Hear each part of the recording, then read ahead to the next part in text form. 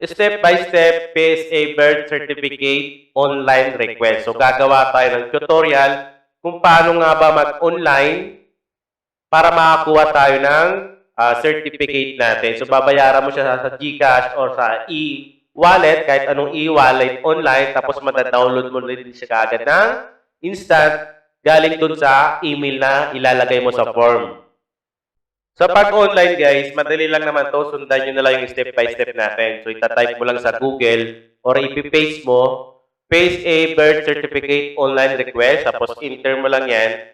So dito guys, meron tayo dito mga website na kailangan piliin bago natin i-click. Okay? So dito meron tayong, ayan, dito. So kulay green niya, PSA. So, ito yung click natin. Ayan. So, meron tayo ditong pwede pagpilian. So, hard copy at yung digital. So, dito tayo sa digital kasi mag-online tayo. Pwede naman na hard copy, mag-appointment ka yan. So, nationwide delivery naman yan. Pero kung instant talaga, kumbaga parang hindi mo na ipapadeliver, hindi ka na mag-appointment, so dito lang tayo sa digital. Yeah, so, ang mangyayari lang dyan, pag sinend sa email mo, ipiprint mo siya. Hindi tulad nung hard copy na talaga medyo makapal yung papel niya. So, depende pa din kung gagamit ka ng makapal-kapal na papel. So, click lang natin itong PSA e-certificate, digital copy. Tapos, yung birth certificate. So, meron naman siya pwede pagpiliin na iba. Marriage certificate, death certificate, sino mar, sino death. Ayan. So, click natin yung birth certificate natin. Sa PSA e-certificate digital copy ay 290. Ayan, download a digital sign, tamper proof and online verifiable PSA certificate. Click lang natin yan, tapos accept, consent, tapos continue. So dito, pipili ka kung kanino, kung sa sarili mo, kung sa nanay mo. So gagawa tayo ng sample para sa aking daughter. Ayan. So continue. Ayan, so sa pangalan niya, siyempre, pangalan niya, lagay lang natin Amira. Middle name.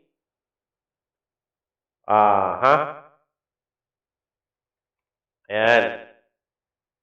Tapos continue. Ayan. So meron tayo dito mga pipila pa na. So kaya na bahala mag-fill up niyan. Your daughter birth details. So lagay natin ayan. Ayan. Tapos, lagay natin yung year. Ayan. Philippines. So, province. Lagay natin ay. So, bahala na kayo maglagay ng province nyo. Depende doon sa pagkukunan nyo. So, continue. Tapos, meron pa sa baba.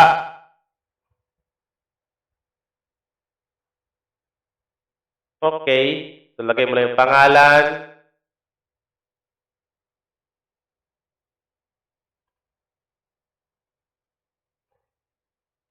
Ayan. So, continue. Meron pa uli. Yung sa nanay naman.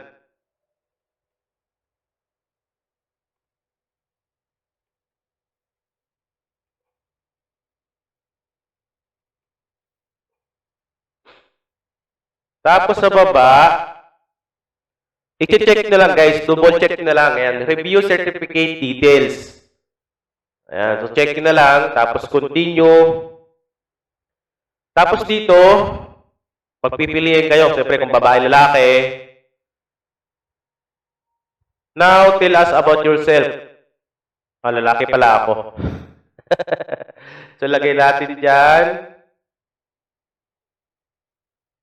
Ayan. Tapos yung date. Ayan. So, pilapan nyo lang. Step by step, madali lang naman yan. Ayan.